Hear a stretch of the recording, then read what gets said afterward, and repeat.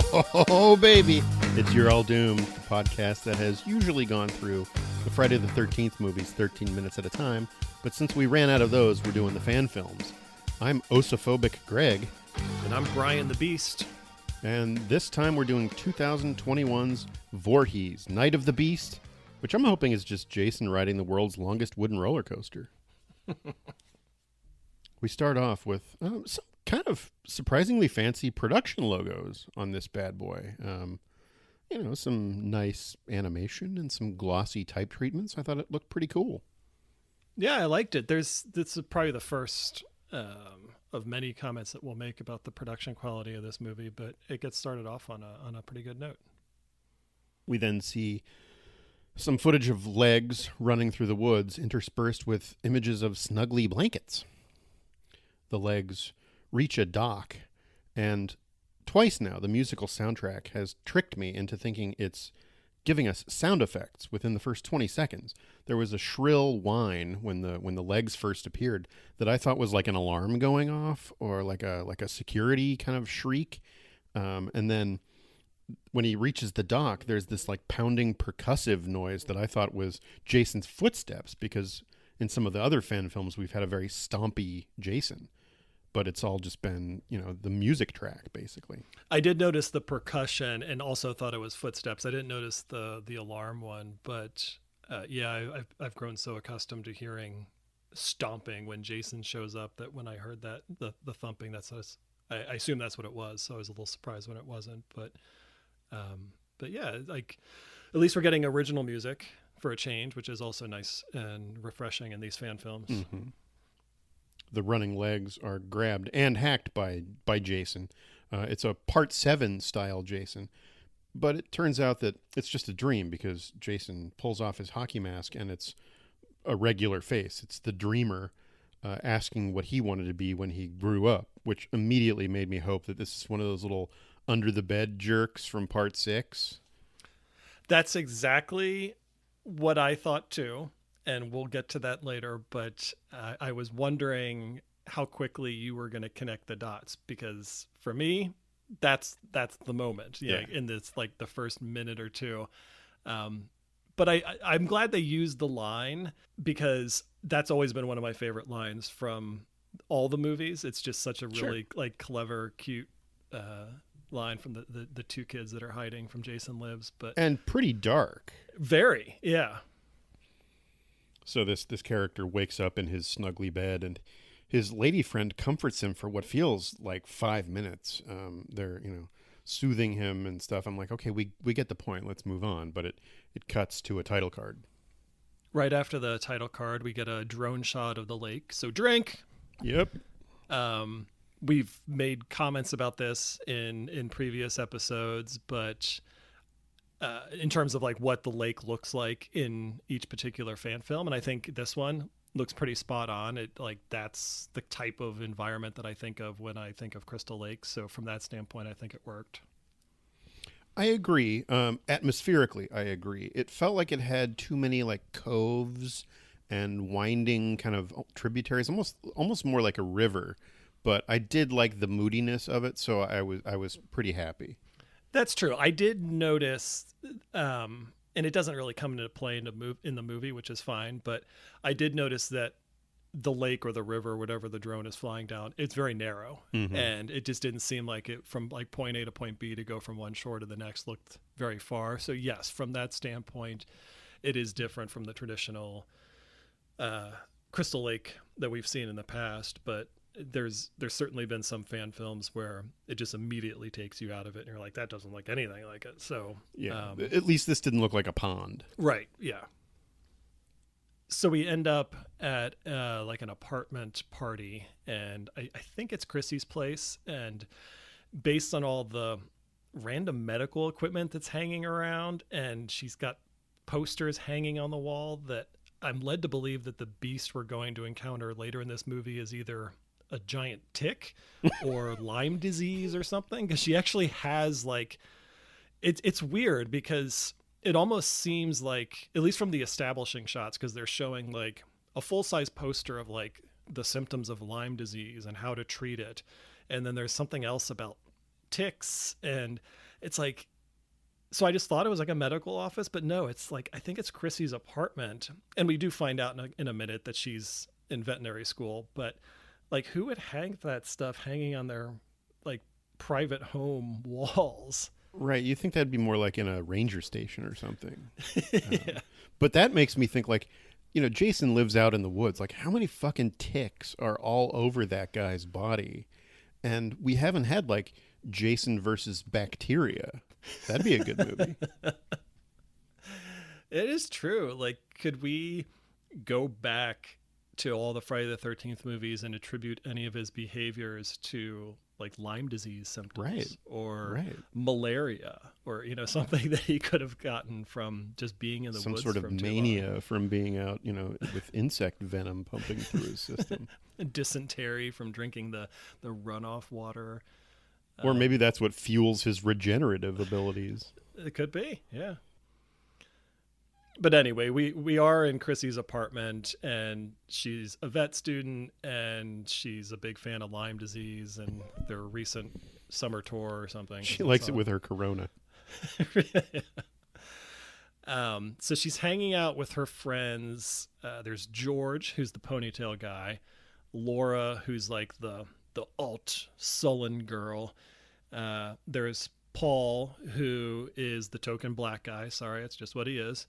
And then Debbie, who is kind of like the blonde slutty girl, in terms of like her character. I will give them credit on Paul that his identity has nothing to do with the color of his skin. Like, they don't make him like a rapper or, like hostile to everyone else because he's black. Like, he's just a guy, and he happens to be black. So your point is valid. At the same time, I feel like they could have cast any skin color in any of these parts. Oh, I agree. Yeah. And I'm just, making a joke, but like, oh, sure. If you think about the guy racist. that was in, if you think about the guy that was in the remake, the reboot, Right. like that was just like unforgivable. Just like all of the character traits he gave him, like, yeah, we know he's black. Like, just move on. But yeah, we can get into this later as the movie goes on too, but I think with the exception of Laura, they're all kind of believable characters. Laura just kind of seems like there's always one character that doesn't fit in with the rest of the group. And so that's her. But yeah, anyway, and I always like to think that's like a stepsister that was forced to be included by their parents or something. Yeah, yeah. So they're all sitting around and they're kind of like in mid-conversation, and Chrissy's Mark's girlfriend, has proposed that they go back to Camp Crystal Mark Lake. is the main character. Oh, yes. We've done a great job of establishing him, too. The man behind the mask from the Nightmare is Mark. But the conversation they're having is Chrissy trying to convince the rest of the group to go back to Camp Crystal Lake so Mark can face his demons and she can finally get some sleep. Like, it seems like her biggest complaint is that she just doesn't get enough sleep at night because he's really kicky on that queen size, and yeah. She can't have it. And so her plan is, I guess their 1-year anniversary is coming up, and her plan is to blindfold Mark and tell him that it's a special getaway, which I would never in a million years agree to. I'm like, no, you are not blindfolding me and taking me across the street. Like, this is just a stupid idea. But this is the plan, and the rest of the group actually thinks it's pretty stupid too. One, they don't want to go back there. Two, they don't think that Mark should go back there.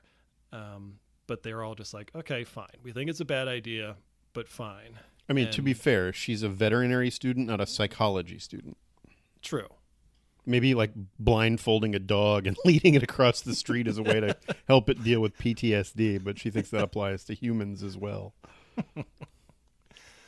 There is one funny line at the very end of this scene where the ditzy girl, Debbie, says, I wonder if they'll have skinny dipping. And then George, the guy with ponytail, goes, I certainly hope so. We then cut to a very large gun and knife collection, and it's two cowboy-looking hunter dudes gearing up, and they have lots of tranquilizers, too. One of them is a youngish black male, probably in his like early 30s, who seems vaguely familiar, but I couldn't quite put my finger on it. A couple arrives, and it looks like they're assembling in my neighbor's garage. This is like a kind of a biker gang looking couple. I can't tell if they're actually involved or if they both have just signed up for this little excursion coincidentally. I don't know if they know each other or not, but they have like tattoos and seem kind of tough. I thought at one point, the biker guy had an Autobot logo tattooed on his arm, but when I rewound it, it's just some kind of generic robot face. These are definitely unique characters. The woman, and at least in my notes, I referred to as Lara Croft Camp Raider. And the guy with the cowboy hat I called Dave Filoni, but he also looks like Ted Cruz, so you can kind of take your pick. Which one's worse? That's why you can take your pick. And this movie does not take place in Cancun, Brian. That's true. I'm sorry. And then the big dude with the not Autobot tattoo, I just referred to him as one gigantic motherfucker. Like the was it Commando on the security guard? He's like, he's one gigantic motherfucker. Right. And then the fourth guy you refer to as Creighton Duke because. Yeah, I mean, we might as well just cut to the chase. It's Creighton Duke. Again, I don't remember how long it's been since he showed up in a fan film, but we have seen him in a fan film before. And I will say, even though I do not like Creighton Duke as a character in general, I kind of like this iteration of him. The performance by the actor, I like. Plus, we don't get a lot of him. Like, he's part of the story, but he's not the story, so I think that helps. And I think he looks a lot like a young Creighton Duke, so they really nailed that aspect of it. I just don't know, if we need to see an origin story of Creighton Duke. Right, and this is the second origin story we've gotten, and I'm with you. I don't need one. I don't want one. But of the two, I like this one better. And it's largely because this actor does a fantastic job. He sounds exactly like Stephen Williams. Mm-hmm. And he puts it all into it. It's too bad that it's shackled to such a terrible character. But this guy does a great job. The Dave Filoni guy with the cowboy hat, he's basically playing the Billy role from Predator, and he's basically warning the rest of them that there's something in those trees and they shouldn't go over there. And so this group of bounty hunters or hunters or whatever they are, they're getting ready to go into the woods. We don't know what they're hunting yet, but it sounds like there is an additional threat that Billy, cowboy hat, whatever you want to call him, is trying to warn the others about, saying like, look, stay to this area of this map, do not cross this road and go into that area, because that's where bad news starts to happen. Yeah, I mean, this is very much like the orientation for the hunters, and he stipulates that they should not go east of this particular road. What we are hunting would never go east of this road, but he's pointing to the south on the map, which kind of made me laugh. So I feel like they didn't quite have everything laid out as thoroughly as they should. I do like the structure of this, how we're meant to think that they're hunting Jason. We know this is a Jason movie. We've already seen Jason in the dream sequence, so they're kind of laying information out for us to think that this gang is going to be hunting Jason Voorhees. Turns out that they're not, but I like how they've built up this, not suspense, but built up the question of what they're after. Yeah, they're not tricking us, but they are talking about one threat, and we are assuming they're talking about Jason, when in reality they're talking about another threat. And so when that finally does get revealed, it's a nice twist. But it's incredibly stupid, but it's a nice twist. Right. So then we cut back to the car full of friends, and Mark really is fucking blindfolded in the passenger seat. Who the fuck thinks this is a good idea? I mean, how long are they in the car for? I would not put up with being blindfolded for more than 5 minutes. Oh, it's a long time, because Chrissy says in that apartment scene earlier that it Camp Crystal Lake is 4 hours from where they were. No fucking way. No, I mean, I probably would have barfed too. If you put me in a car and blindfold me, I'm not going to make it very long before I'm like blowing chunks all over the dashboard. But you did fine when I did it to you that one time. You weren't blowing chunks. I was in the trunk. I was going to say I was in the trunk, but your interpretation of the story was better. And I do have to point out, because I have failed our listeners for at least a couple of these fan films by not pointing out the make of the car, but it is a 2020-ish Toyota 4Runner. So that's what they're driving. I hear the clapping from all of our fans. Yes, finally. They pull into a gas station with a convenience or like a market, general store kind of thing, where we see that American Club pure chewing tobacco is very expensive.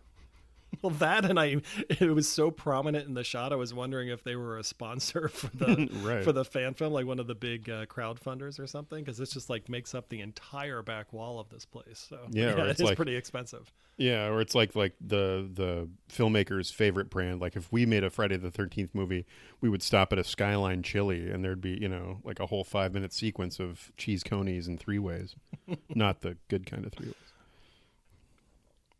Inside of this general store, the proprietor is this kind of old, bug-eyed redneck talking to Sheriff Roger Pedactor about his dog being killed.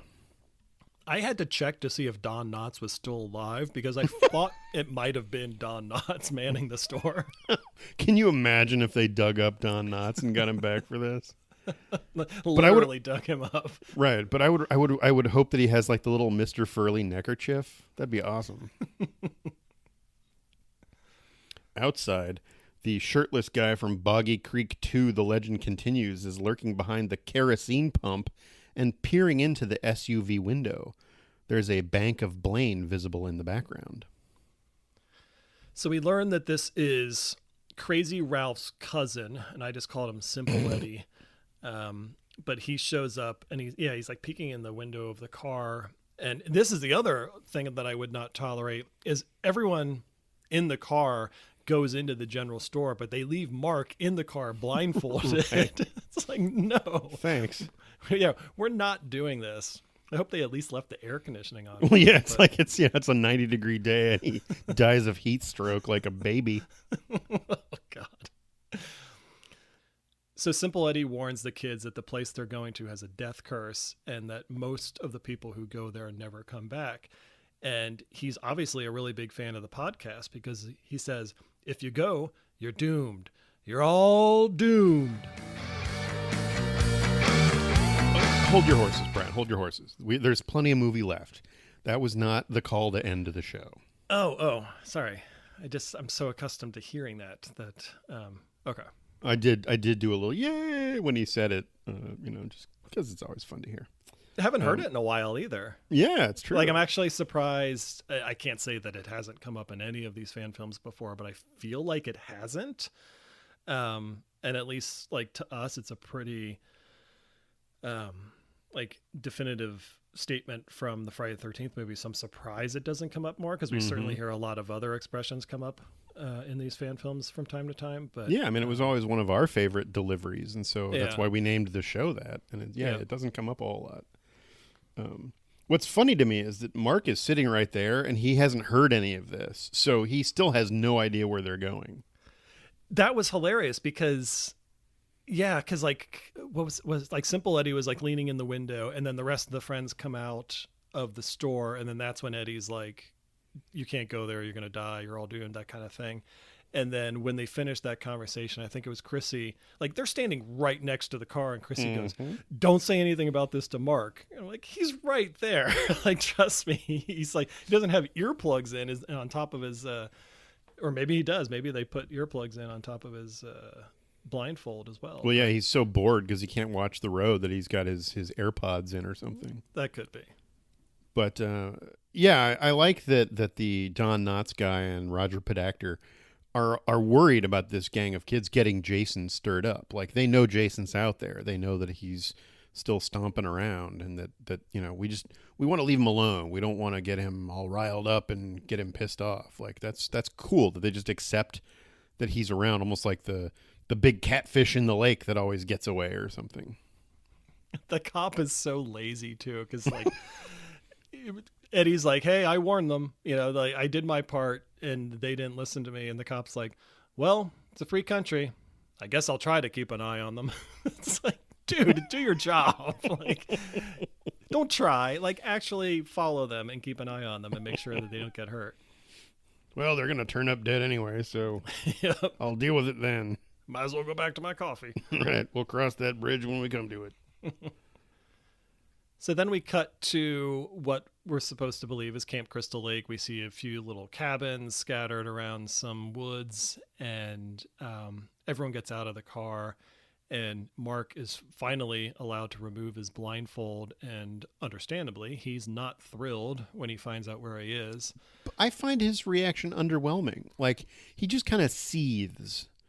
I mean, I would be absolutely furious. I'd be, granted, this is not the story that the filmmakers are trying to tell, but realistically, I would be like, how dare you? Why would you think this is a good idea? Give me the goddamn keys. I'm going home. You can call an Uber to get you back to, blah, blah, blah. I mean, I would absolutely have no patience for this behavior whatsoever. Blindfolded for 4 hours or not, this would really piss me off. If you're going to take me somewhere, it's like imagine like getting in the car and being blindfolded for 4 hours, and then you get out and you find out you're at your like high school reunion. That's exactly what I thought you were going to say. Damn, I'm too predictable. But it was like no, like what made you think that this was a good idea? And how dare you disrespect me by not telling me what you're doing? Like you're betraying me, basically. Yeah, and it's not going to make his cooperation any better. If anything, he's just going to put up a bigger wall and say, whatever you have planned while we're here, I'm totally not on board with it now because I can't trust you anymore. Like, this is just bullshit. So you're right. His reaction is just a little underwhelming, but I'm gonna pretend I'm Chrissy and I'm gonna write this up for the "Am I the Asshole" subreddit and see what the what the response is. That would be hilarious. Yeah, my boyfriend and I we've been dating for a year, and he's got some serious trauma from something that happened 10 years ago. I decided to blindfold him, and the wedding is in 3 hours. Yeah. And I've been poking holes in the condoms that we use.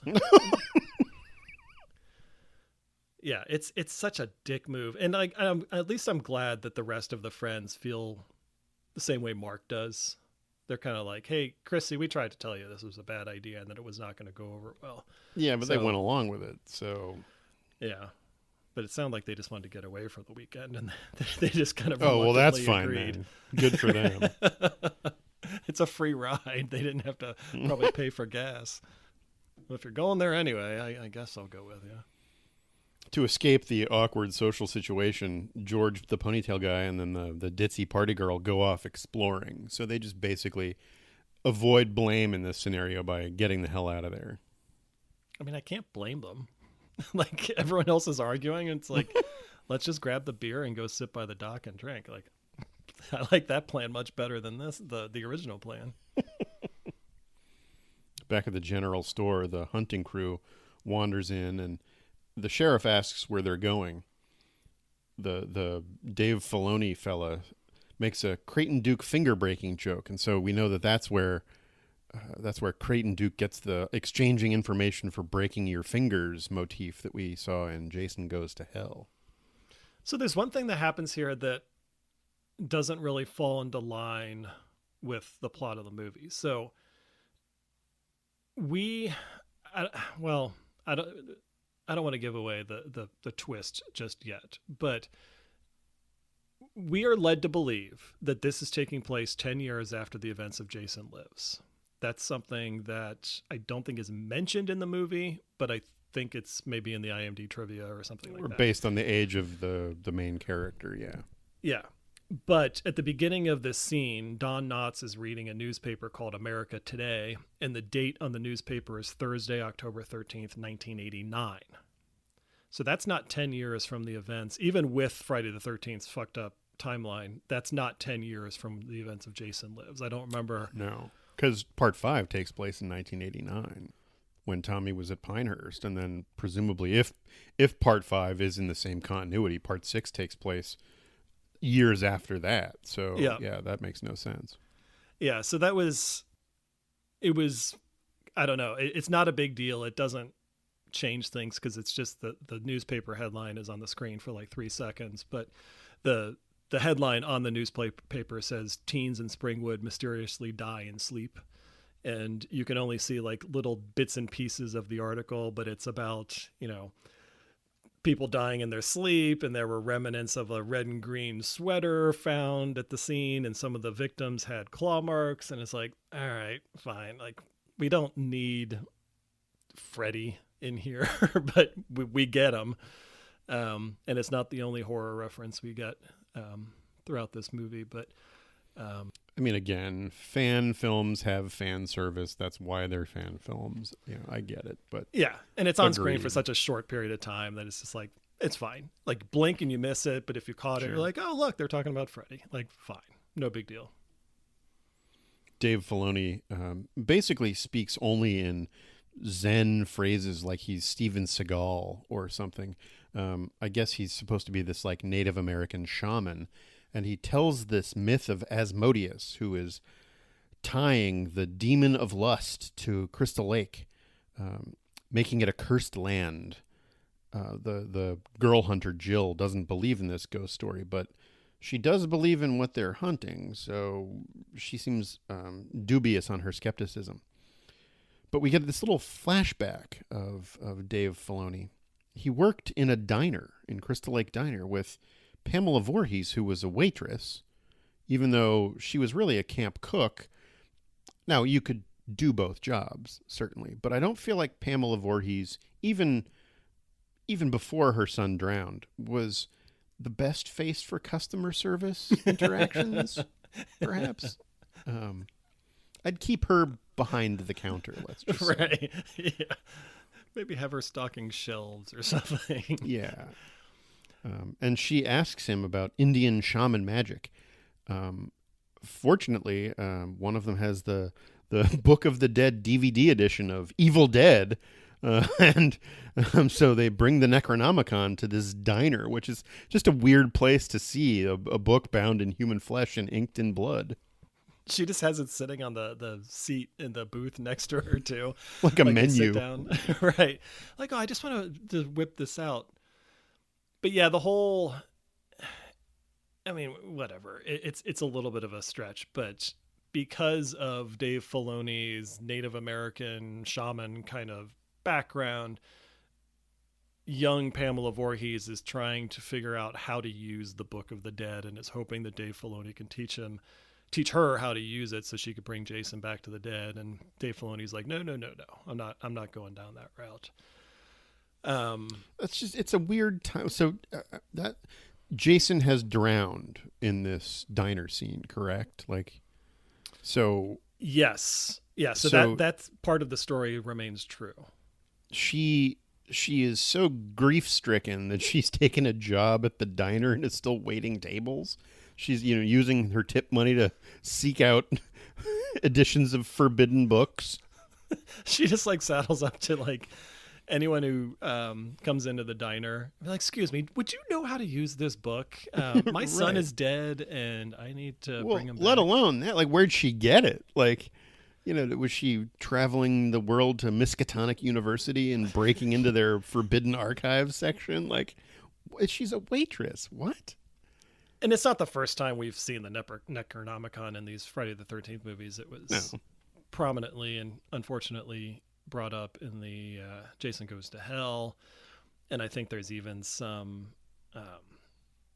wasn't there a part of Jason Lives where Elias Voorhees supposedly used it, like unshot footage or something? That he used something. I don't think they used the prop from the Sam Raimi series, but yeah, there was some sort of incantation that he, I also thought it was interesting that they tied this backstory for Jason to a demon of lust and not like a demon of wrath, because Jason isn't lustful. He punishes those who are lustful. But a demon of lust wouldn't punish lustful sinners, I would think. They would tempt them to be lustful. I was just hoping that it was our favorite character demon. Oh, Like, part Jason, part demon. Like, tell me how awesome that would be. I'm trying to think of what the rectal version of wrath would be. The demon of gastroenterology. Yeah, it just gets really messy. And I even looked up Asmodeus just to see if they were getting any of the legend right. And at least what I found didn't line up with what Dave Filoni was talking about. Like the legend actually says that Asmodeus is one of the kings of hell under Lucifer, the emperor, and that he incites gambling and is the overseer of all the gambling houses in the court of hell, which is pretty kind of kick-ass. I want to go there. Yeah, he's like the De Niro in Casino, where he just kind of like Right. steps back and watches everyone. Or it's like that place that Ted is hanging out in part 2. Yeah. And he's often referred to as the Prince of Revenge, which is a badass title. Which they should have used for this. That would have been perfect. That's true. Yeah, they should. We then cut to a tent full of hillbillies yammering about their shitty spousal skills in a scene that is lit with a fucking spotlight. It's supposed to be in the middle of the night, and it's broad daylight practically. Well, did you notice that they're sitting around a campfire and the campfire is not lit? No. Yeah, they're like, and it's not like they just settled down. Like, they look comfortable and they've been sitting there for a while and they're bitching about their wives or just married life in general. And the fire is not lit, and it has not been lit. There's no charred wood or anything like that. It's just like, we're just going to stare at this, pile of wood. At least it's not a flashing light like the last fan film we saw. Mm-hmm. But the camp is attacked by a woodland creature of vengeance. But it's not Jason. It's Bigfoot. Bigfoot has just attacked this campsite. And I will say one thing about Bigfoot. Bigfoot has awesome tits. There's something out there waiting for us, and it ain't no man. Yeah, so Bigfoot shows up, and I want to point out the first reveal, because there is kind of a clever twist. So as these three rednecks are sitting around the unlit pile of wood, we get that classic Friday the 13th first person viewpoint from the woods, and a hand comes up to kind of like pull the branches aside, and the hand's got giant claws. And so you're like, okay, that's not Jason unless he hasn't cut his fingernails in a long time. But yeah, it's Bigfoot. And so he comes out, kills these guys, even does kind of like a Predator moonlit victory pose after he kills him, where he like holds up, I think it's supposed to be his spine or his skull or something. You can't see it because it's from a distance, but he kind of does that like, Roar! And from this point on, we just have to accept the fact that Bigfoot is a main character in this Friday the 13th movie. So my very first question was, are there Bigfoots in New Jersey? Because, I mean, I cryptozoologically, I know of the Jersey Devil, but that's more of like a horned, like antlered creature. So I'm like, have there been Bigfoot sightings in New Jersey? And sure enough, a quick Google search reveals that as recently as 2018, there have been several Bigfoot sightings, including in the early 90s, a sighting in Sussex County, which we've seen on like sheriff badges or license plates throughout this whole series of movies. So there apparently are big feet running around in New Jersey. Not just on the Jersey Shore. No. Oh, yeah, you heard me. Yeah, I didn't really care if it was possible. I just was trying to come to grips with the fact that Bigfoot was in this movie and what role he was going to play, but I just my mind just kept wandering, like turning into like a Harry and the Hendersons type scenario where there's like a family that befriends him, and then like this movie definitely needed John Lithgow. Every movie needs John Lithgow. But then we get to what is probably my favorite scene of any movie ever. George and Debbie are walking along a very well-lit platform by the lake until she whips out her enormous breasts. So I feel like this movie should have been called Voorhees' Night of the Breast. Well done. She goes downtown for a surprisingly hands-free beach. Until... And he has to stand the whole time, which is bullshit. Right. But yeah, I mean, it's like, I mean, he must be exceptionally well endowed because she really only needs to use her neck. And that's not a lot of support typically, but okay. His tendons must be rock solid. Anyway, she is then decapitated from behind by Jason's machete. And apparently her death reflex is to bite down, because as she kind of topples over backwards, she opens her mouth, and what I thought was at first her tongue protruding from her dead body is actually the final 3 inches of George's penis. I want to make that my Facebook profile photo. Just make it like the GIF of the tip of the wiener just like kind of like rolling off her tongue, which is a pretty great moment. I had to watch it like 5 times because it was so amazing. It was very, very funny. And it's followed up by a pretty great shot of George laying on the ground, and there's like blood just like fountaining out of where his, dick used to be. And then Jason shows up and does George a favor and finishes him off. I mean, he can't finish him off anymore, but you know what I mean? Like, but he kills George essentially. This movie does not have a happy ending. No, there's no happy ending for George ever again. But he gets killed by Jason, and agreed. It puts an end to my favorite.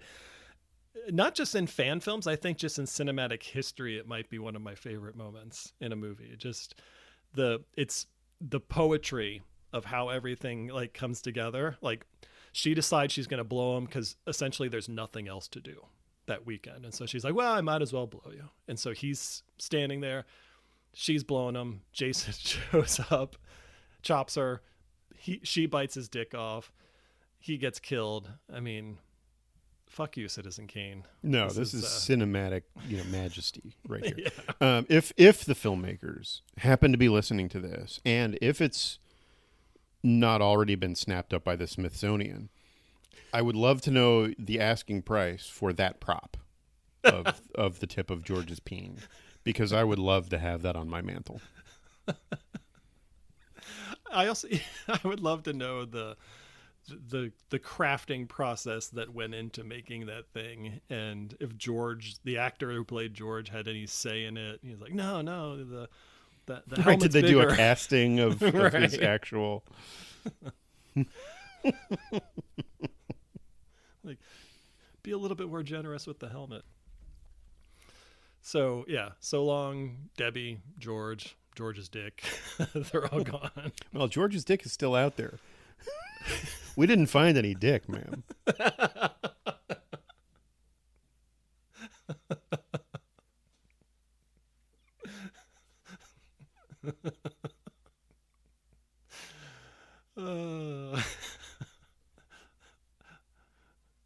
We need a director's cut of this movie where someone cuts in that scene from the end of part 1 with the cop and Alice and just overdubs it. We didn't find any dick. Well, I want like George, a Friday the 13th spinoff, and we see him, as a baby being circumcised, and so it's like kind of, the origin story of his dick. It's Chekhov's wiener, and so then we trace it all through his upbringing in his childhood, and like this is clearly not his first sexual experience, but we see it like a training montage of his peen, and then it culminates in this final moment. His first time beating off to like a Madonna music video or something. Right. Well, that sounds very specific, Brian. Which one was it? Which one wasn't it? But yeah, it's like how Rocky loses. This is George's wiener getting just on the cusp of victory. He's lopped off. George's dick hauling a log up a mountain in the snow.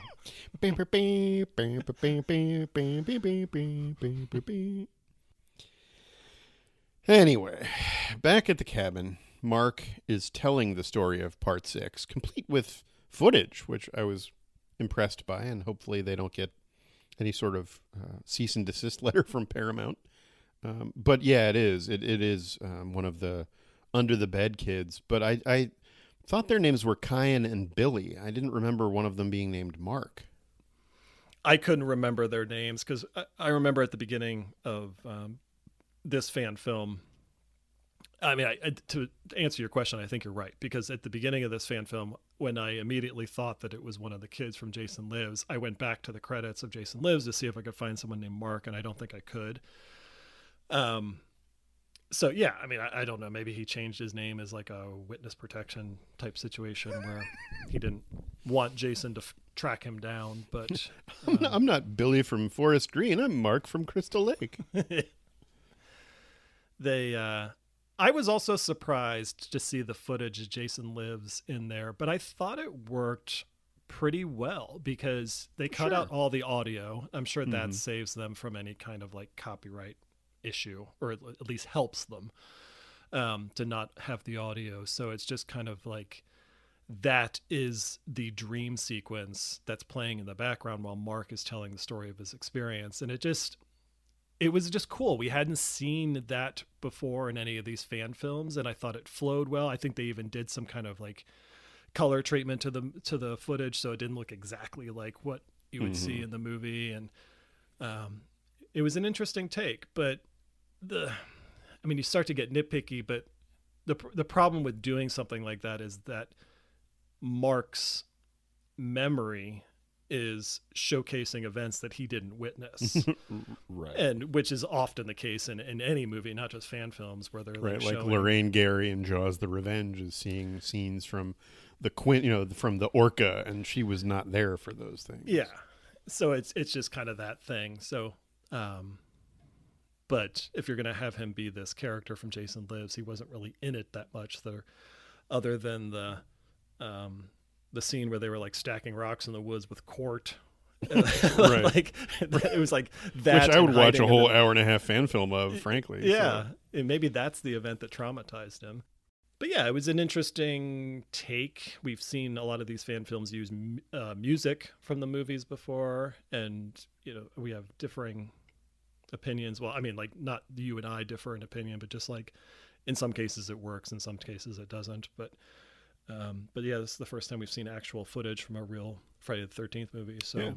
Cool. I hope you don't get in trouble, but they're not making any money off this, so I'm sure that no one's going to come after him. But it was surprising. Let me put it that way. That's a good way to put it.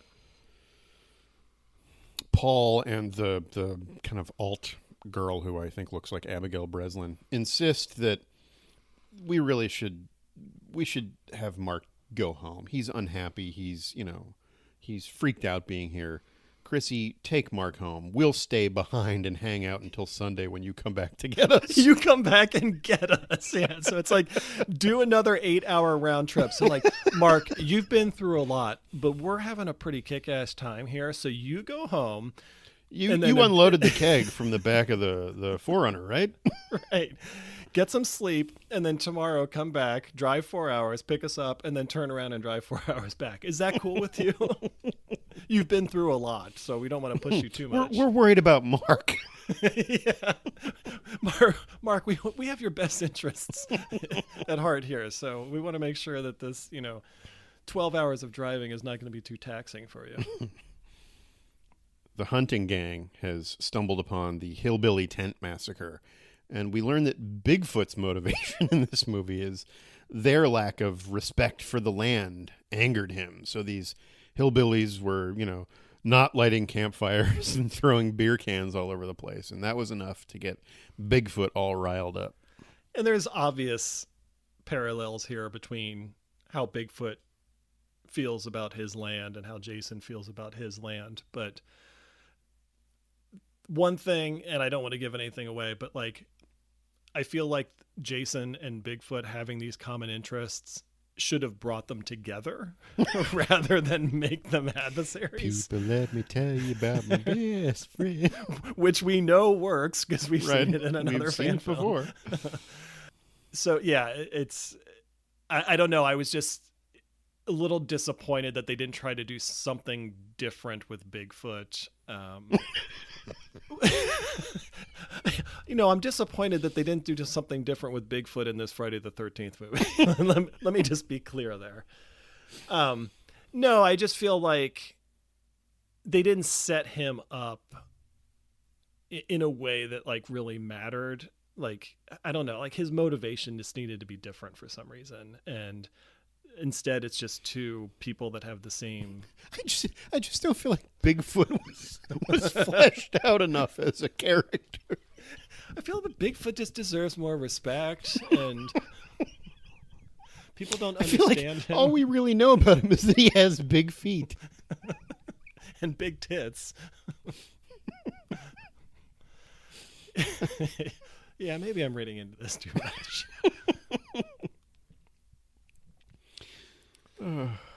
So we head somewhere else, and there's two cops on patrol in the woods. One of the cops, named McBride, says that Jason is dead and that the copycat Roy inspired other copycats, like what happened in Manhattan.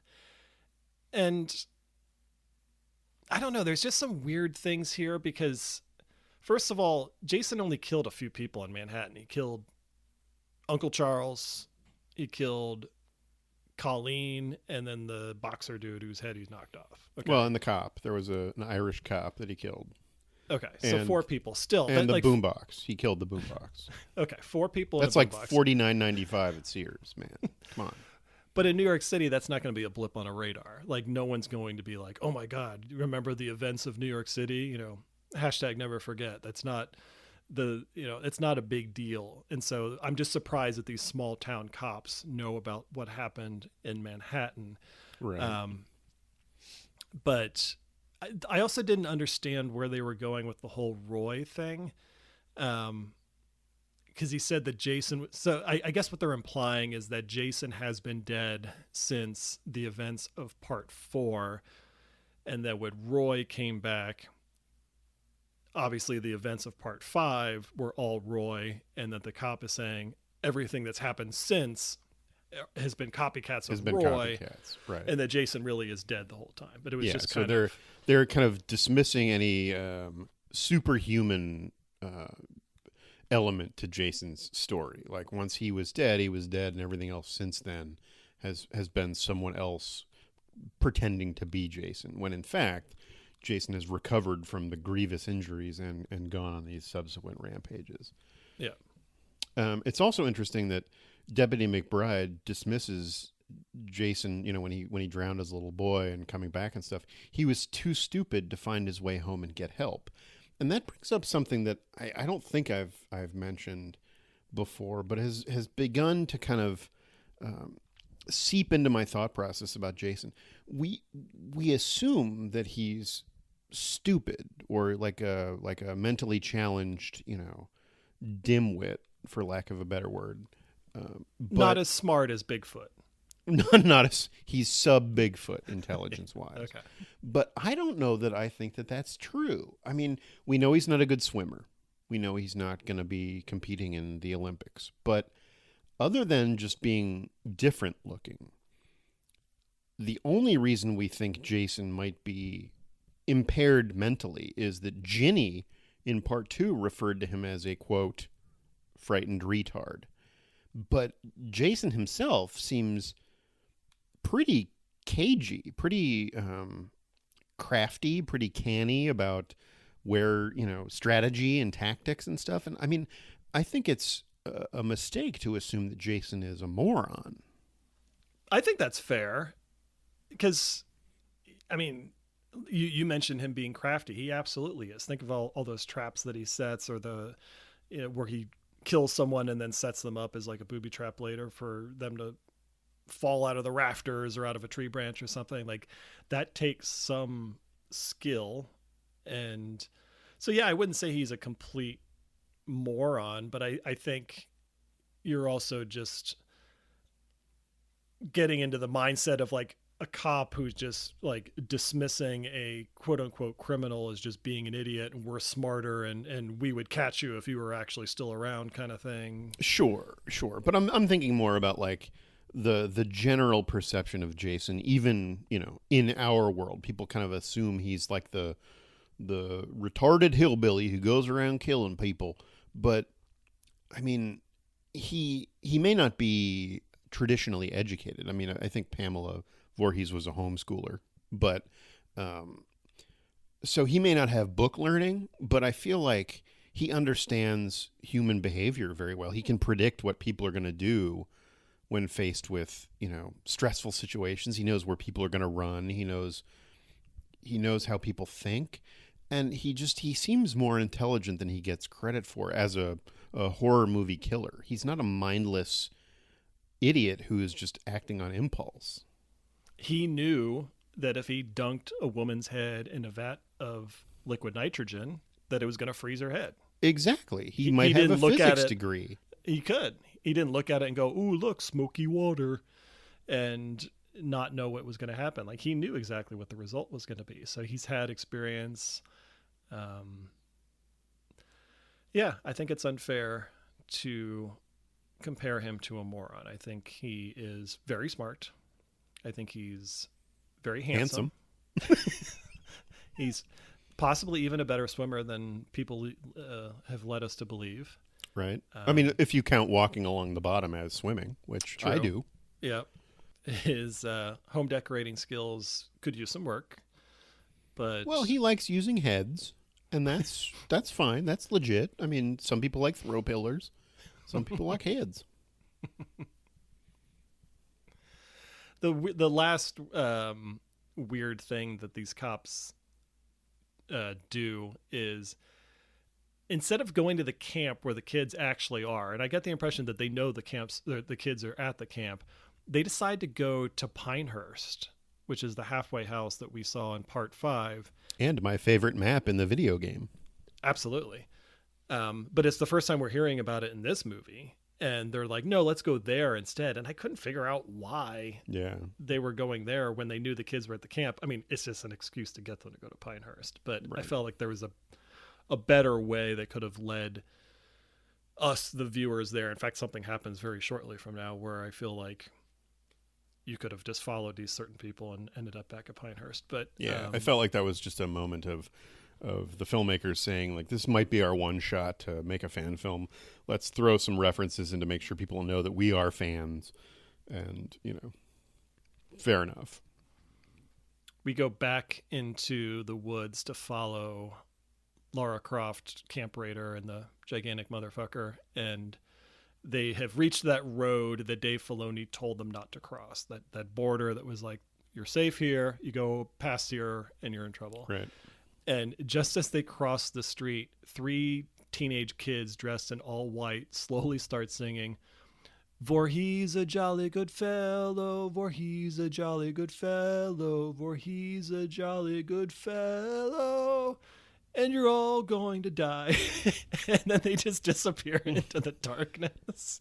Made no sense. It made no sense. But I loved the big dude's reaction. He just like basically spikes the camera and goes, "What the fuck was that?"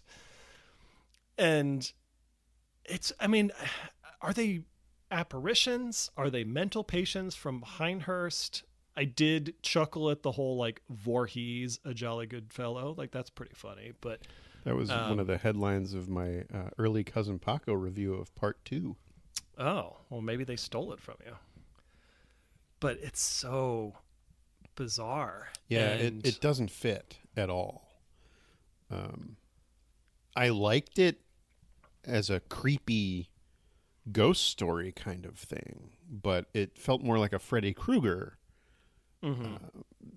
setup than a Jason Voorhees setup. I hadn't thought of them being Pinehurst patients. I liked that theory. Like I think the filmmakers didn't consider that, but I liked that you thought it might be. I hadn't even considered that.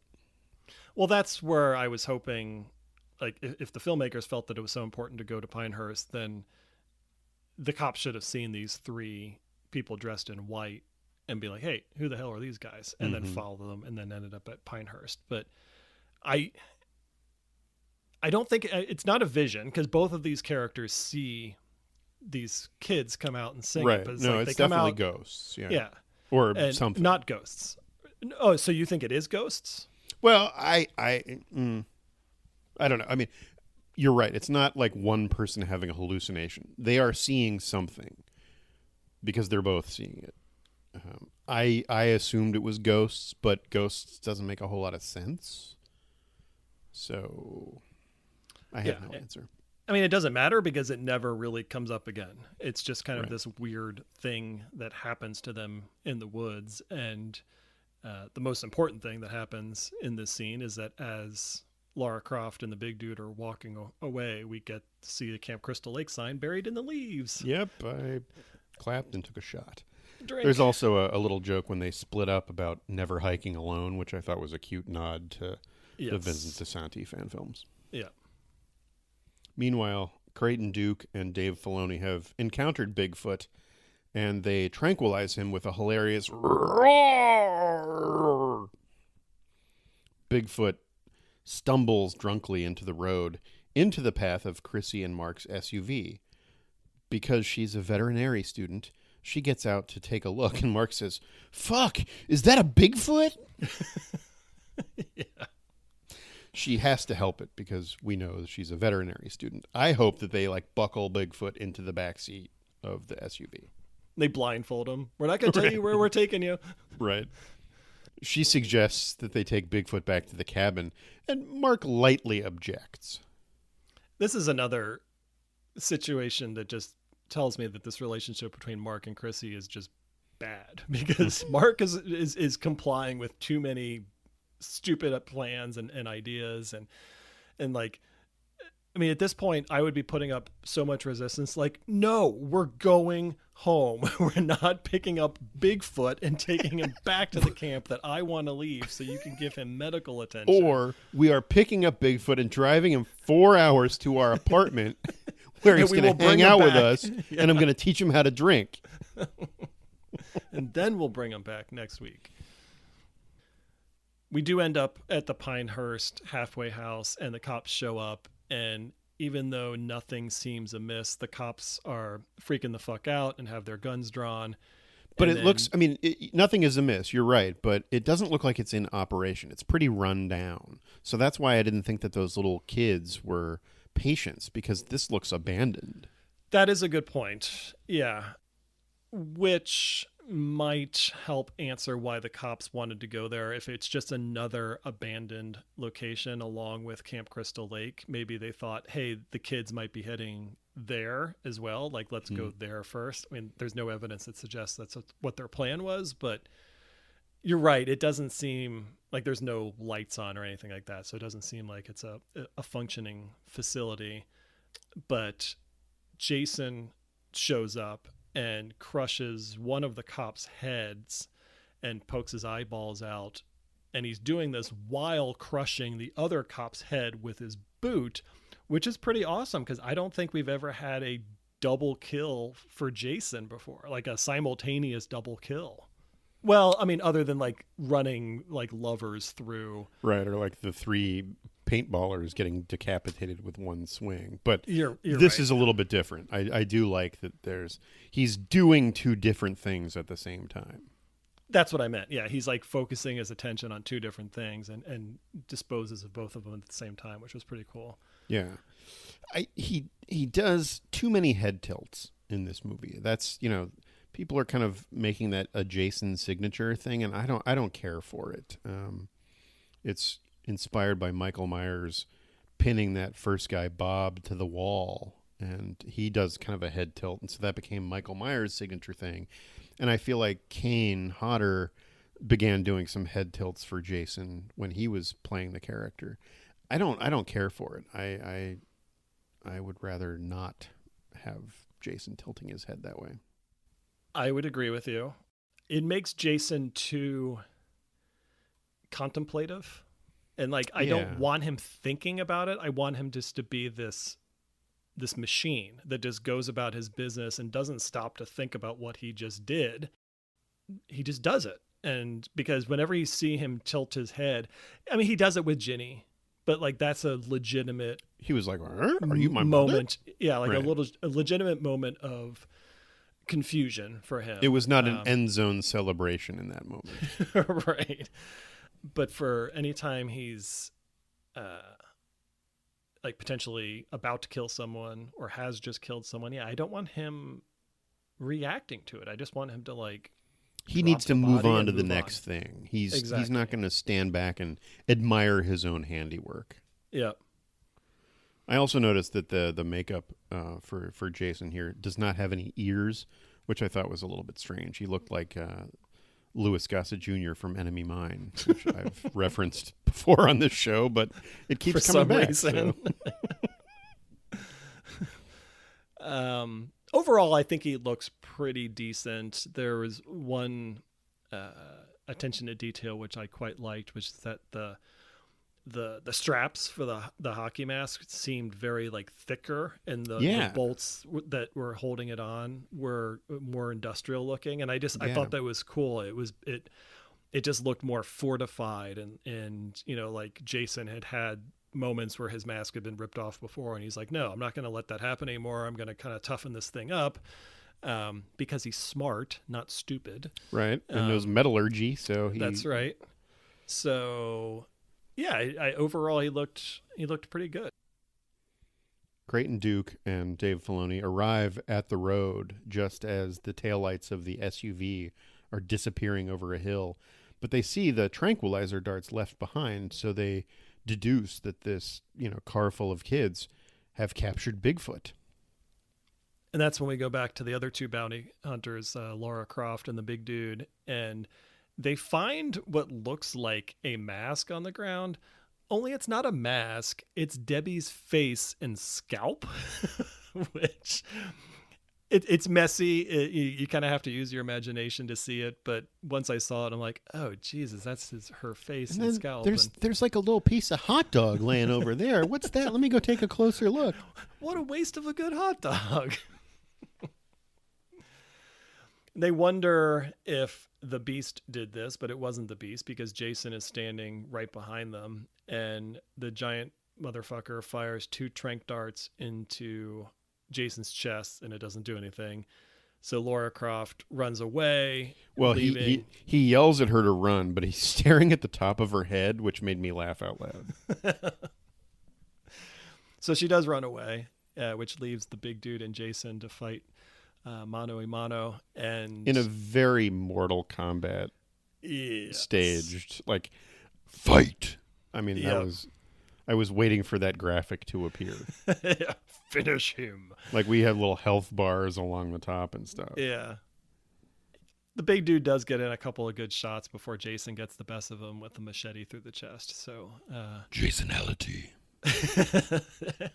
so long, gigantic motherfucker. And then Chrissy and Mark roll. Go ahead. Yeah, this is when the SUV arrives back at the cabin, and Bigfoot is stuffed into the way back. Yeah. It would have been funnier if they like propped him up in the front seat and put his seatbelt on, but or like strap him to the kayak rack. They take him inside. I mean, I would think that Bigfoot weighs like 800 pounds or something, but they get him inside, and meanwhile, Jill, the Lara Croft hunter girl, is running through the woods against the rules, but she gets pimped against a tree by Jason, so she's gone. She didn't really make much of an impression in this movie at all. Except against the tree. Right. Nice. Bigfoot is chilling on the sofa as sunrise approaches, except that the next scenes are in the middle of the night, so I don't know why it was lit as though the sun was coming up. And then we get Chrissy's morality speech about how they have to help Bigfoot because he's a living, breathing creature. And despite the fact that she's just done nothing but make terrible decisions this entire weekend. And it's like... She's going to get a C- in her veterinary courses for sure. And again, I'm not staying in that cabin if you've got Bigfoot laying on the couch. Like, I'm sorry. Just the dingleberries. I mean, that couch needs to be burned. That guy smells like an Ewok. We also know that there's other cabins, because when they pulled up initially, there was at least 3 or 4 cabins that we saw right next to each other. So, like, put them in one that everyone else is not in. You know, yeah. Lock Put the door Bigfoot in Camp Arrowhead while you guys are hanging out in Camp Moccasin or something. Right. Ugh. According to Dave Filoni, who I forget at this point, is Dave Filoni at the camp? Have they showed up? I don't remember. But he talks about if the beast wakes up, he will sense the threat of Jason and go like ape shit. So apparently Bigfoot and Jason have this long-standing beef that is divided by that one road, and if one or the other crosses, then it's fucking Helltown. It's like Springfield and Shelbyville. Exactly. Just like, you stay on your side. Right. Jason stole the lemon tree, and so Bigfoot is pissed off. We haven't mentioned that, or maybe we have, I don't remember, but Dave Filoni is badly injured, and he got gut swiped by Bigfoot, so he's bleeding out, and he actually tells Creighton Duke to go ahead because he'll only slow him down, and Creighton's basically puts up no resistance, and he's like, okay, see you later, and just like goes off on his own. Yeah, and we do jump around a little bit here in the movie, but we go back to the Bigfoot cabin, and I think Laura, who's the angsty girl, is talking about how valuable Bigfoot is, and so she's thinking more, I don't know if logically is the word, but she's thinking like, hey, we've got this Bigfoot. If we turn it in, we can make some money off of this. Why are we make a TikTok video? TikTok hadn't been invented yet, Greg. This is only 10 years after Jason lives. Good point. Okay. Yeah. Despite the fact that hard copy, although there is a flat screen TV hanging in the cabin, so right. So much for 1989. But Paul, who again is proving to be the most logical of the group, says it doesn't matter how valuable Bigfoot is, because as soon as he wakes up, he's going to kill them all, which is true. And this is when Creighton Duke shows up and says that they have something that doesn't belong to them, and that something is Bigfoot, obviously. And while the group is arguing about whether or not to let Duke in, because he's yelling all this through the door that's shut, Bigfoot wakes up and very clumsily kind of like pushes Paul aside, and this is supposedly enough to kill him. Like, we never see him again, so he's dead, right? Yeah. And but Bigfoot kind of like pushes Paul out of the way, killing him, and then Bigfoot leaves. Yeah, he like runs out the front door. A couple things about the cabin. I was pleased to see that it has a smoke alarm, so they're being safe. But I was surprised that the VCR is so high up on the wall. Now, it's probably actually like the cabin's router, because this was not filmed in 1989. But yeah, it was really, really high up in a corner. And I'm just like, well, how is that a useful piece of equipment? So there was really no point to Creighton Duke and Dave Filoni splitting up, because now they're both reunited again outside the cabin. And Filoni tries to explain that Bigfoot is just a protector of nature and that he was disoriented. And so all is forgiven. He was confused. And that the Sasquatch family, I guess, don't come near the lake or enter Jason's domain. And Mark's ears kind of perk up when he hears Jason's name. And as Dave Filoni is telling this story, he gets a knife stuck in the neck, and it's really, really clumsy how they pull this off, because you don't see it happen. Like, Filoni is talking, and then they cut to Mark, and Mark has this confused look on his face because he hears Jason's name, and he's like, wait, Jason? You're telling me Jason's real? And then all of a sudden you hear this like, boom, off screen, and then we cut to Dave Filoni, and he's got a knife stuck in his neck. And then they cut to Jason, who's like 10 feet away, and so the connection that I made is that Jason chucked the knife. Right. And landed in the neck. But it was just, it's fine. It's a difficult shot to pull off, so maybe they did film a transition shot with the knife flying through the air and it looked stupid and they cut it, but what we got was just a little confusing. Like I wasn't sure what we were. I was like, wait, how did he end up with a knife in the neck? Did Creighton do that? And then they show Jason and you're like, I guess he threw it. I don't know. Well, and Jason kind of like leisurely strolls into the frame, so it's not even very dramatic. It seems very casual on all fronts. Yeah. And I like that he and Creighton Duke are now face to face for the first time until Creighton fucking bails. He runs off. He literally runs away and he screams something like I'm gonna make sure you go to hell. Someday, not today, but someday. Later, bitch. Abigail Breslin is hiding poorly behind a tree and gets her skull split by the machete for her efforts, with another head tilt by Jason. And Jason oddly walks over something buried in the leaves, but this time it's a license plate with "beating you" on it, which is a Jeepers Creepers reference. So if you want to tie your fan film to something directed by a pedophile, now's your chance. Although you got the pronunciation wrong. It's actually "be eating you." You're right. It is "be eating you." I haven't seen Jeepers Creepers. Well, that's okay. I think "beating you" is going to be what I... Never mind.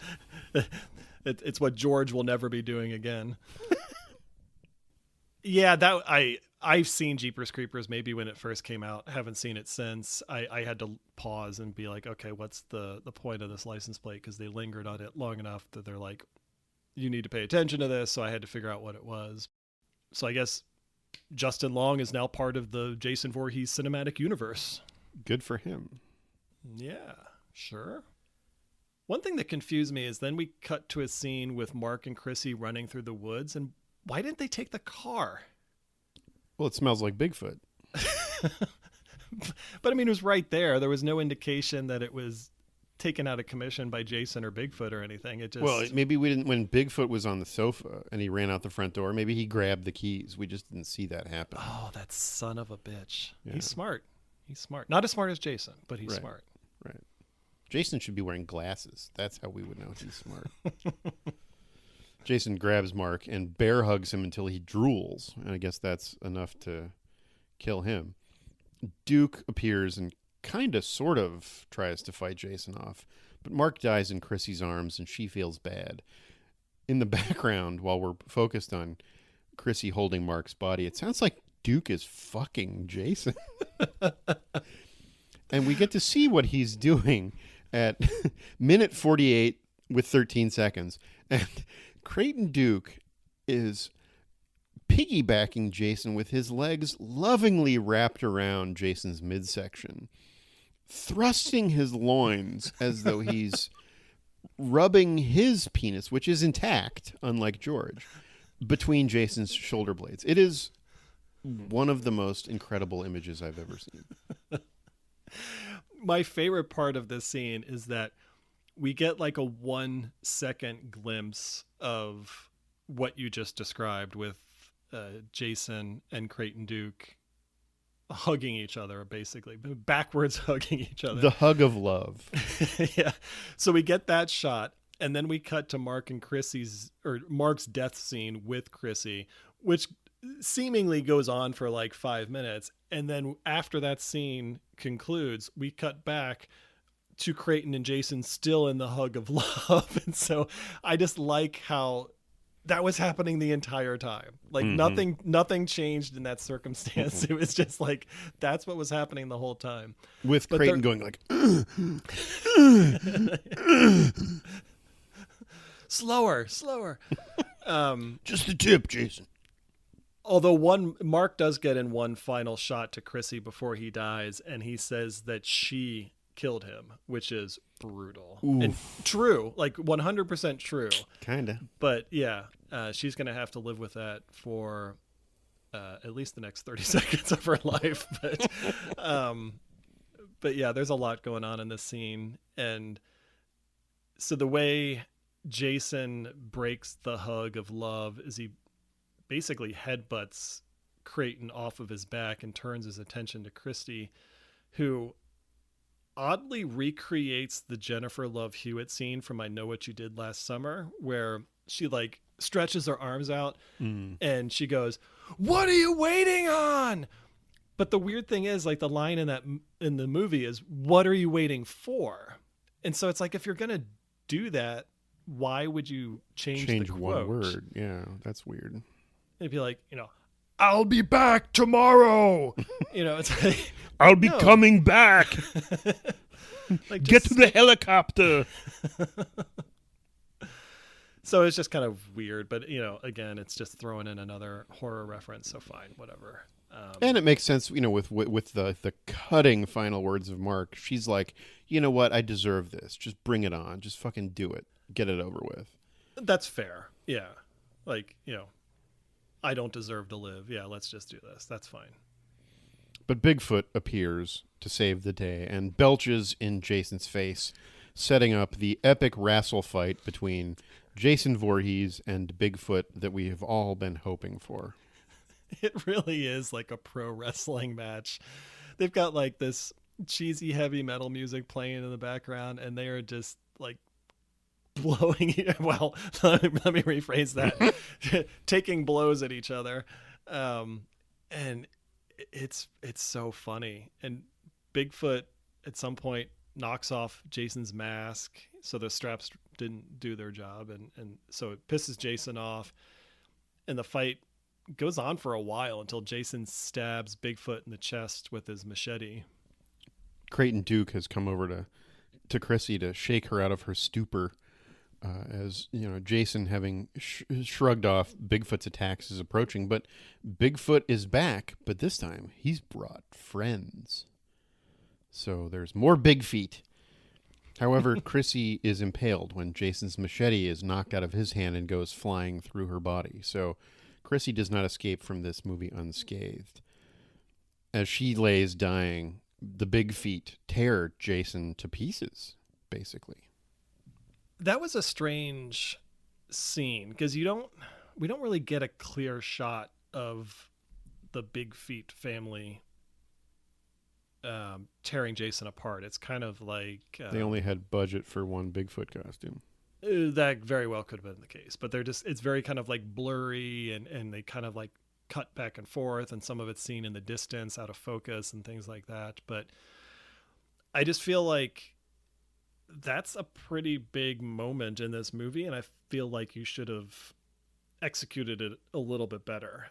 This is seemingly the end of Jason Voorhees at the hands of Bigfoot, how we always imagined as kids how these movies would end. But I don't know, I just felt like it's just left a little underwhelmed by how they pulled that off, because it's like, this is a big deal and we got very little of it, and then it's just like, oh yeah, and then Jason gets torn apart by Big Feet.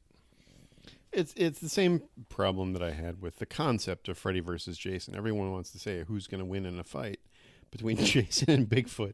But, like, what do you do with that? I mean, they just, like, throw each other around. They just scratch each other or punch each other. And, at least, Bigfoot has his family come in and help. But then, like you say, you don't necessarily see...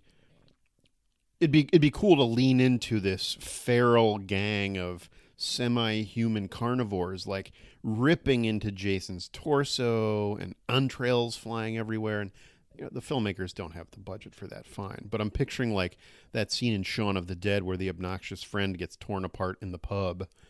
You could have something like, holy shit, this is what it looks like when, Bigfoot rips into Jason. That's awesome. Otherwise, it's just an idea with no punch behind it. Right, and that's my problem with it, because, like, the biggest fight that we get in this movie is the gigantic motherfucker versus Jason, and even that's underwhelming, but at least we get more of a main event type feel to it, whereas everything that happens with the Big Feet here just is like an afterthought that happens in the background. And it's just kind of a shame, because it's like, well, you've introduced Bigfoot and now Big Feet, and then this is what we got. So it's like, right. You've answered an age-old question of, does Bigfoot exist? But it was just like them slapping each other around. It's if Jason versus Alien, like not the xenomorph, but like aliens land in a flying saucer. You're answering this question: are we alone in the universe? But then you don't do anything with it. This just popped into my head, but like a perfect closing shot for this scene would have been, you have that famous grainy black and white Bigfoot photo where he's kind of like looking over his shoulder and his arms are hanging back. Have him doing that same pose, but in one of his arms behind him, he's dragging Jason's body. Or carrying the hockey mask or something. Yeah, that'd be awesome. So just like another or added wearing detail.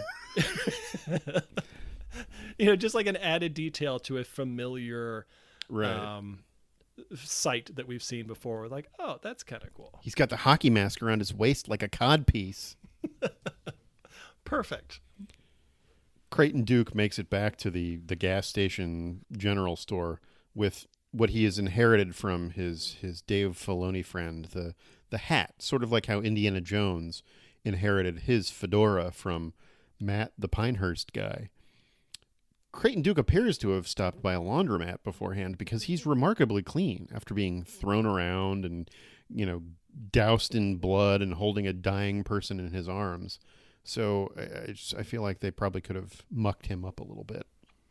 And this is where, I never wanted to hear an origin story for Creighton, but they kind of like throw in so much stuff here at the end, it just kind of like illustrates why I don't want to see stuff like this. Because Dukes is like, I'm going to start studying the book that Mrs. Voorhees had, and I'm going to learn about demons, and then I'm going to start hunting serial killers. And it's like, pace yourself, buddy. Like, you don't have to do all the things that we know that you do. Like, you don't have to learn that all at once. Like, the fact that you went through this experience and you saw Jason, like, that is your motivation. We get it. We connect the dots. We don't need to hear you say, like, and now I'm going to go to technical college to learn how to, present myself better on camera for interviews and come up with crafty, slogans and things like that. It's like, and after this, I'm gonna go buy a donut, and if I happen to see a little girl wearing a pink dress, I'm gonna hand it to her. And yeah.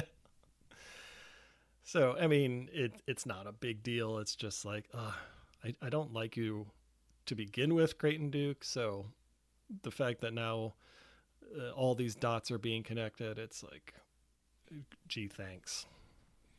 I have to say that in all of my 3 minutes of thinking about Creighton Duke's backstory when we watched Jason Goes to Hell, he does make reference to, like, hey, Jason, remember me? And we're like, well, why would he? But I never thought it would involve Bigfoot. I would have thought like Loch Ness Monster or Champ, but... No, I always figured it was Bigfoot. That's just the most logical conclusion to this. But yeah, the problem with seeing Creighton Duke and hearing him mention all of these things that he's going to do, it just made me think of Jason Goes to Hell, and it pissed me off. So it's like, I had forgotten about the finger breaking scene. Like, I know it was there. I didn't completely forget. I just chose to forget that existed. And then we're like, oh, good. It was... it wasn't even his idea to begin with. It was someone else's idea, and he took it. And it's like, God damn you for making me think of Jason Goes to Hell. Right. I don't like the groundswell of like historical revisionism that Jason Goes to Hell was actually worthwhile. Sort of like how people have begun to adopt the Star Wars prequels because of Dave Filoni. And I think we should just erase Jason Goes to Hell from the space-time continuum. But that's personal. Obviously, the fans, the fans who made this movie, like Jason Goes to Hell. I do not. I agree, though.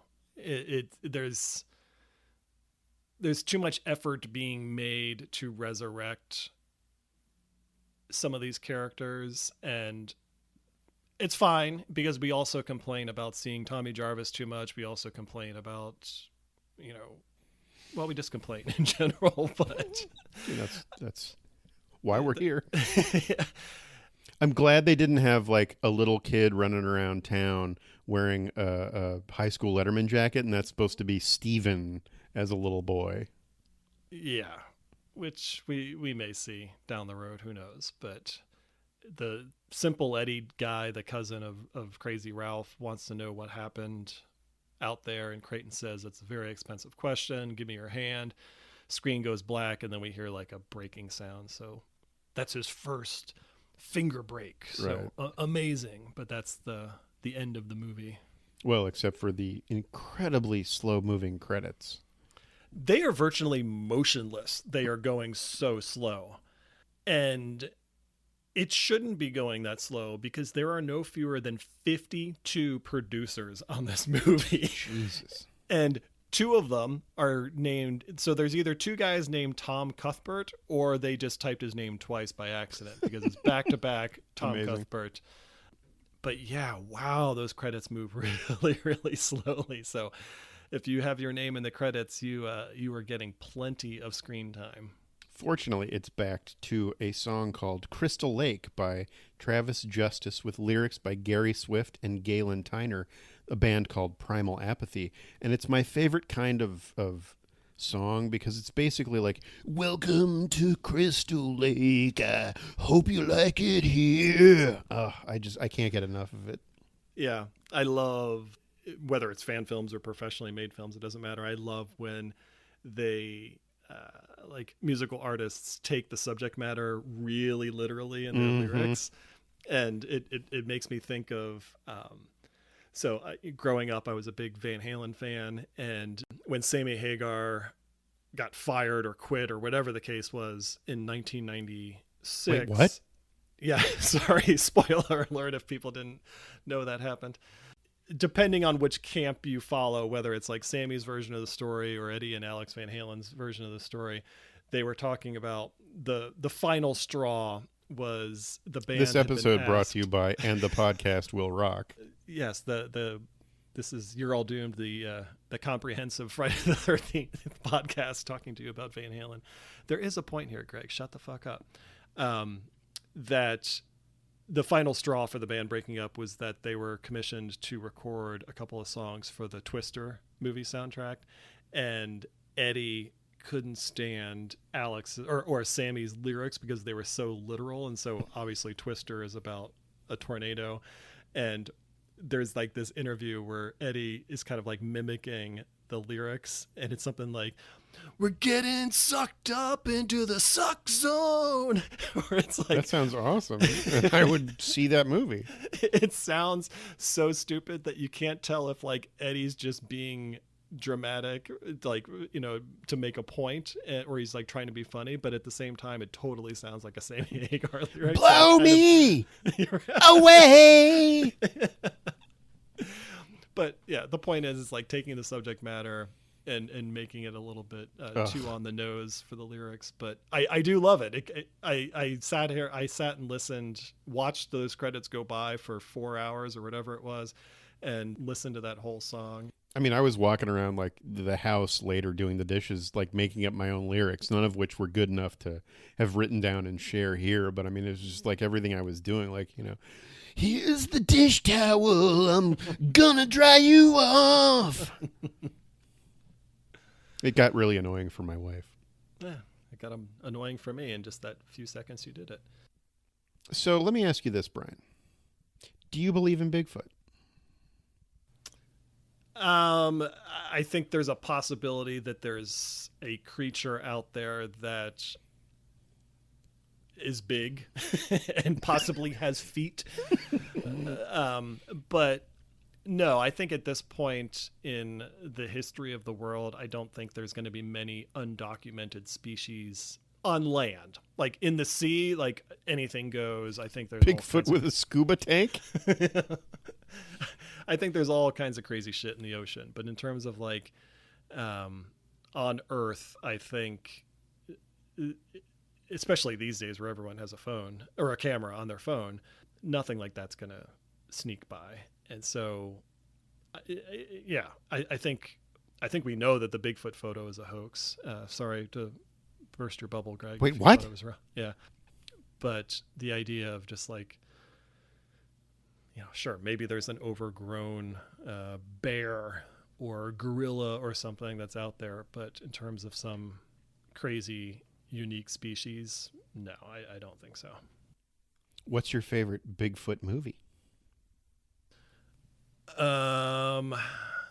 Blanking on the name, but it was the Bobcat Goldthwait one. Yeah, Willow Creek. That movie was awesome.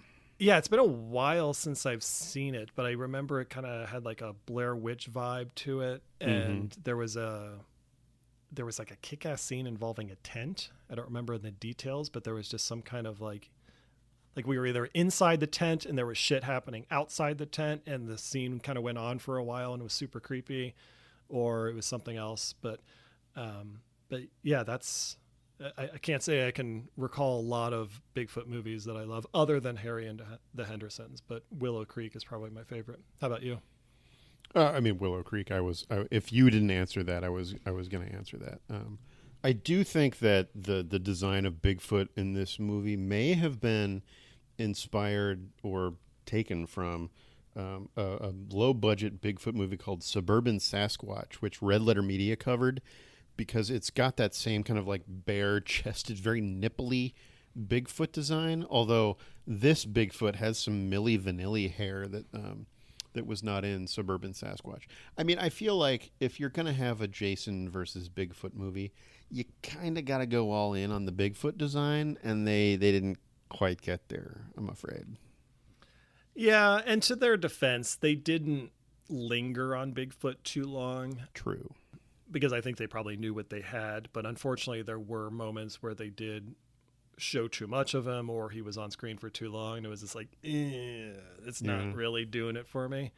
And I feel like with something like Bigfoot, you could probably take some creative liberties with the idea of what he looks like. So I wish they tried something a little bit different, or just not shown him, like the first time he kind of appears and it's just the claw. Like, you could have gotten away with stuff like that. And it's kind of like the Wampa in the original cut of Perfect Empire Strikes Back. Like, just, you don't have to show him, they did later on, but it's fine. Yeah. I didn't love the design, and it did kind of look like an ape costume that you'd see at like an amusement park or something, with some flourishes. But yeah, so we finally got our Bigfoot versus Jason movie. I mean, we've been ripping on this movie because it's comical. I mean, it's a silly idea, but I had fun watching this movie. I thought it was great for what it is. And, this one is, I probably will go back and watch this one again. It is entertaining. I will say that. If someone had said, "Oh, there's a Bigfoot versus Jason movie," I probably would have laughed and said, "I'm never watching that." But like you said, I'll probably go back and watch this at some point. It was amusing. In fact, we are recording this sooner than we were planning to, because we're like, we need to talk about this now because this was fun. I thought it looked very good. It was. I always try to point out those things when we talk about the fan films. I thought, like, from a filmmaking quality, I thought it looked very good. Some of the acting was pretty decent. And I think a lot of the actors that are in this movie, it seems like they might be like a tight knit group, because I was clicking on all their IMDb pages, making sure that there wasn't like someone that had been in another movie that I wasn't aware of or something. But all these, or many of these actors, seem to have been in other movies together. So they probably follow each other around and do other types of amateur films like this. But yeah, it was fun and goofy and silly, but as we've said many, many times, that's the point of these fan films. Like, do something that you're not going to see in a major studio production. Yet, who knows, with the actors and writer strike, we may be getting a feature film of Bigfoot versus Jason written by AI.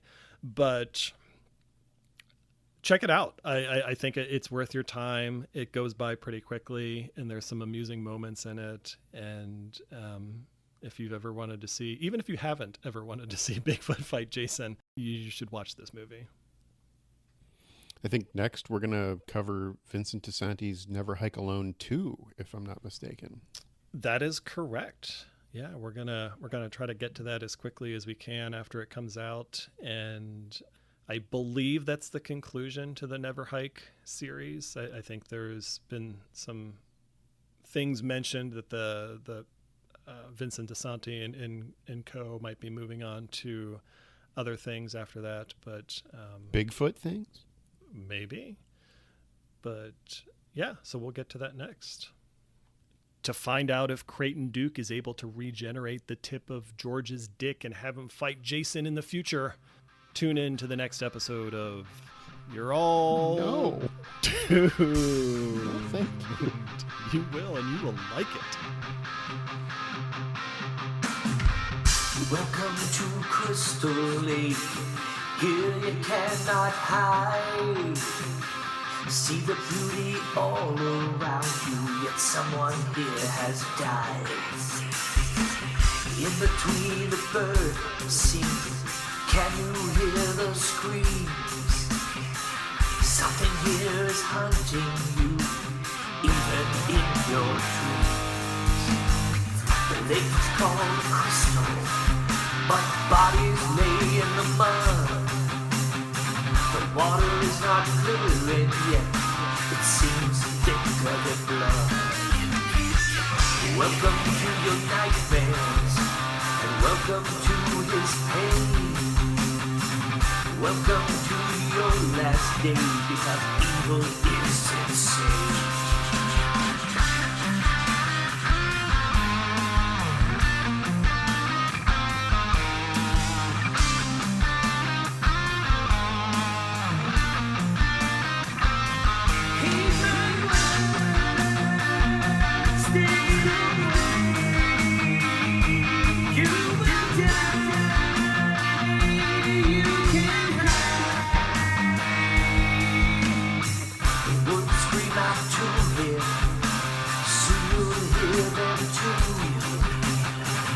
Running through them is useless because their arms will reach you too.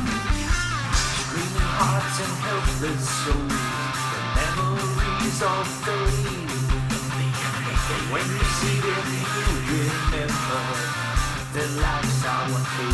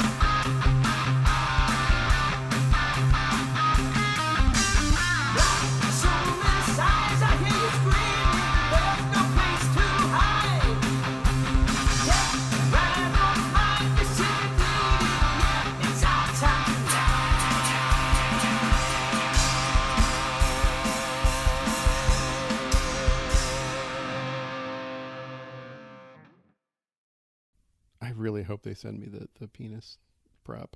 That would be so happy.